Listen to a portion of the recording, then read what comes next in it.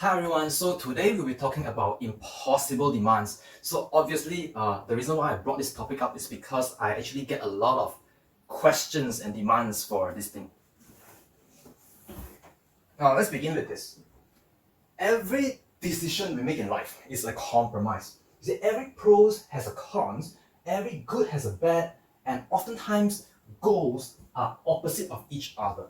So for example, we talk about the gearbox, the transmission of an internal combustion engine.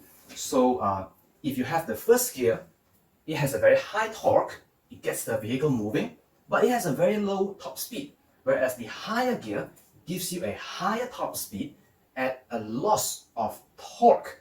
So you just can't get a gear in which it gives you both very high torque and very high top speed. It just cannot happen. Everything is a compromise.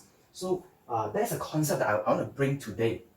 So let's look at the topic of bow requirements. So oftentimes when customers come to me, they have pretty much the same kind of demand, and this demand is impossible.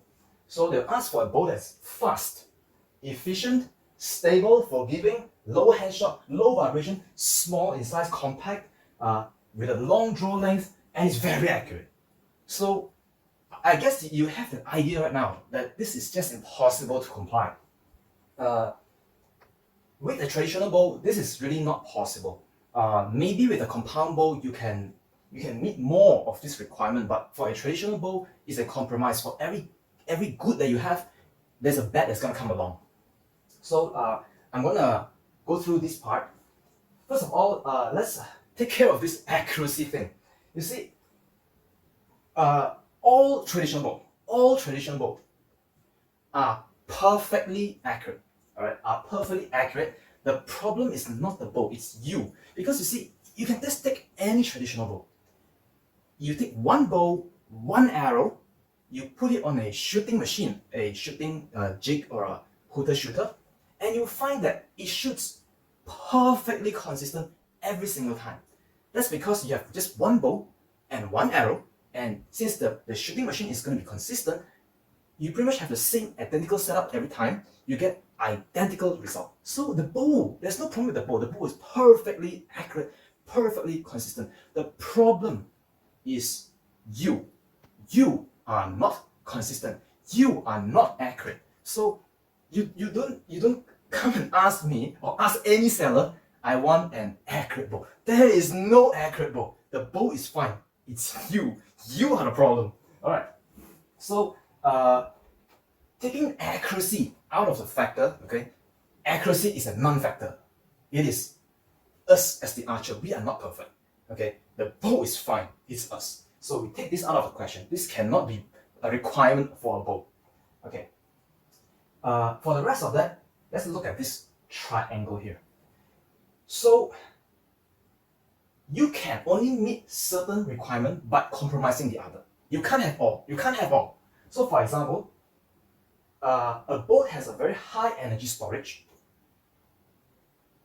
will not have the same level of cast efficiency and stability. Whereas a boat that has a high cast efficiency cannot have the other two, energy storage and stability. A boat that is stable and forgiving cannot have high energy storage or cast efficiency. So I'll give you some example of what's going to happen. So if you want a fast boat, okay, if you want a fast boat, you might think, okay, high energy storage is not true. Okay, it's not true. You see, if you have a very high energy storage, you actually give up on cast efficiency. So as a result, you may have a lot of energy in the bow, but you just can't cast it out. Like a manchu bow, for example, you cannot cast it out. So as a result, you need to use very heavy arrow in order to compensate for the efficiency loss, and that gives you actually a lower top speed.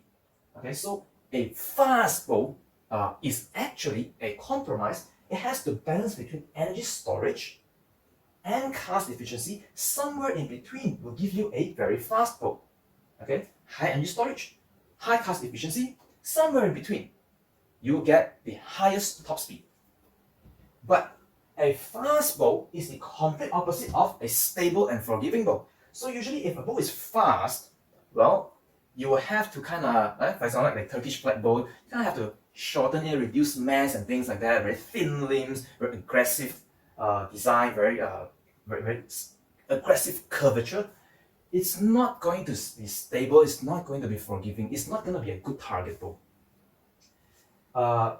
If you want a bow that has both high cast efficiency and stable, so for example, a longbow actually doesn't have very much energy storage. So because it doesn't have high energy storage, since it stores less energy to begin with, it actually casts most of that energy out. So it has a good compromise of cast efficiency and stability. So usually it also gives you less handshot and vibration because there is not much residual energy. But of course it comes at a compromise, it doesn't have much energy storage, so your arrows tend to be slower. Now if you have a high energy storage and high stability, you're gonna get high handshot and vibration. So this would be, for example, an overbuilt manchu bow. Because a manchu bow has high energy storage, and if you overbuild it so that it's more stable, more forgiving, more durable, well, it's going to be sacrificing cast efficiency, it's going to have a lot of vibration and handshot. So you just cannot have everything. You can't have high energy storage, high cast efficiency, and high stability. It's not going to happen. Okay, you have to pick somewhere to compromise. All right, somewhere to compromise. For example, you may want a bow that is kind of fast, low handshot and vibration, maybe somewhere around here. It may not have very high energy storage, it may not be very stable, but it's efficient. Or you may want a bow that's more on the stable, with a cast efficiency, so it's something closer to a long bow, but don't expect too much from energy storage and things like that. You have to make a compromise somewhere. You just cannot fulfill all three things at once. All right, you can have all three things at once. You have to compromise. So when you ask me for this is impossible to happen. It is impossible. You have to give up something. Okay. So just understand that usually most people want a fast bow. All right, most people want a fast bow, and I understand that. So if you want a fast bow, you have to kind of give up stability. If you don't mind the speed, well, then you can have more stability, but you have to compromise speed. All right, this is something you need to know. Otherwise, you're demanding something that just cannot happen. All right. So, like I said just now, most people will come to me with the request of a fast bow, and I can completely understand that. You see, even myself, I would like to have a fast bow. It's normal. Everyone wants fast, right? Because fast is good to some extent. So, okay. But the thing is, we must have a realistic expectation. You can't have, like most people that come to me, they have very unrealistic expectation. For example, they might tell me that, okay, the bow that I'm currently using, it's kind of slow, that the arrow has this curved trajectory, and they want the arrow to go flat. Okay, this is not going to happen. No matter how fast the arrow is going, that is not going to happen. So let me give you realistic number. For a long bow, typical arrow speed is around 160 to 175 feet per second, whereas a recurve bow has 175 to 190 feet per second. Now, these are just typical arrow speed. All right, it is possible to go lower if you use a heavier arrow setup. It's also possible to go higher if you have, let's say, a longer draw length, combining with a lower arrow weight. It is possible to go both ways. I'm talking about the typical arrow speed is going to be about that. Okay, so these are realistic number, and you will find that the difference in speed is actually really not that much. Okay, it's not that much, and it doesn't mean that a slower bow is worse. It's actually not true, or a faster bow is better. It's also not true. All right. So you see, for example, a long bow. Why people still use long bows? Is because longbow, even though they are actually slower because they have less energy storage, but they are more stable, more forgiving. So if you want a more consistent shot, you have to give up some speed. That's what a longbow gives you. Whereas a recurve, it is actually less forgiving.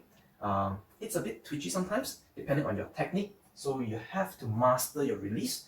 but it gives you better speed. So if you are shooting something that's further down the range, that speed difference may give you a very small advantage. It's not a big advantage.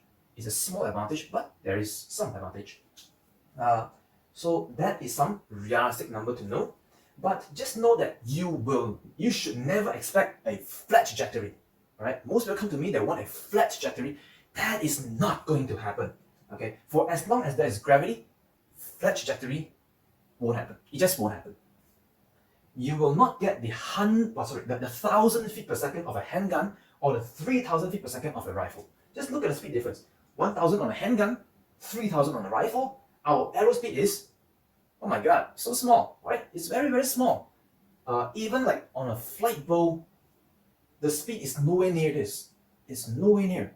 So for the target archery setup, with this kind of speed, no, we're not gonna get flat trajectory. So you do not buy a bow with expectation that it's gonna shoot flat. It's not going to happen. No matter how fast the bow is gonna be for a target archery setup, you expect the curvature, the trajectory is gonna be about the same, just a little bit better. It's gonna hit maybe a little bit higher if the arrow is a bit faster. That's all. Okay, it's not gonna be significantly different where one is shooting in an arc, the other is shooting flat. It's not gonna happen. Okay, that is the realistic expectation. It's not gonna be magic. Buying a new bow won't get you a laser flat trajectory. It's not gonna happen. All right. So if you want to improve your arrow speed, what can you do? Right. So there are actually 6 things you can actually do to improve your arrow trajectory. So number 1, the poundage. Well, this is very obvious, right? So the poundage of a bow is kind of like when you drive a car, it is how hard you step on the pedal, the gas pedal, the accelerator pedal. So the higher the poundage is, the harder you step on the pedal. So if you go for a higher poundage, okay, there is always a pro and con. You can't have both worlds. You can't have the good of everything without the bad. If you go for a higher poundage, the result is, even though you can increase arrow speed, you will lose stamina and control. Okay, so if the poundage is beyond your control, you will have problem with trying to be consistent. So that is something you have to take into consideration. You will compromise some level of stamina and control when you go higher in poundage. The other one, the draw length. You can increase draw length to increase the power stroke, which gives you higher arrow speed. Now, this is equivalent to how long you are stepping on the gas pedal. So this one is how high you step it, this is how long you step it. So you see, when you release the string takes time, the bow takes time to accelerate your arrow. So the longer your drawing is, the more time it has to push the arrow, so you get actually greater speed. Another way to think of it is from a force draw curve perspective, it stores more energy. So increasing the draw length actually increase the total energy storage, which gives you more speed. The compromise, however, is that if you increase your draw length, you have to change your anchor point. So it may not work for some people. Like example, if you anchor here, maybe you can go further down the jaw, right? If you use thumb draw, if you anchor here, you can go further to the back. But if it's all the way to the back already, well, you can't go any further. All right. So another one you can do is reducing arrow weight. With a lighter arrow on a same bow, it's gonna go faster. However, that is something to pay attention to because you see, every bow has a minimum grain per pound from the bow. Otherwise, it voids warranty. So if you are already using the minimum grain per pound, then the only way to get more speed is to go under, which voids your warranty. So if you don't feel comfortable going lower than the minimum grain per pound, then this would not be the option. You kind of have to take the risk if you want to go lower, right? But that's just an option. Fletch size. So if you reduce your fletching, your feather size, there will be less drag. Okay, less drag. Your arrow slows down less in the air, so it will have a kind of flatter trajectory, but it's more of like it loses speed at a slower pace. A bigger feather is like a parachute, it loses speed very quickly. So smaller fletch size will help with a flatter trajectory a little bit. But smaller feather is less forgiving. So if you have a bad technique, release technique to begin with, combined with a smaller feather, your arrow will go all over the place. So that's something you have to consider: forgiveness versus range. Okay, the bow type. Some bows, they can tolerate low grain per pound, so you can go lighter arrow and get more speed, while others require heavier grain per pound, so you have to use heavier arrows, which is not very fast. If you use a smaller bow, you can also go, the top speed of the bow can go higher, but at a cost of reduced stability. A shorter bow is faster because there's less mass on the tip of the bow, but the smaller size is going to be less stable, less forgiving, more finger pinch. The angle is more acute, so many sharper angle. It is more sensitive to errors when we shoot. Whereas a larger bow will gives you better stability, but at a cost of reduced top speed. Now, in terms of technique, you can improve technique to give it a little bit more efficiency. So, for example, a good release with a, for example, like a, what you call a back tension, whatever, the expansion technique. So that will give you more efficiency because you don't collapse as much. You can get more speed. Okay. Also for thumb draw, we can kind of do the katra thing, spinning and all that. If your arrow rub less against the bow, it is more efficient because there's less energy loss.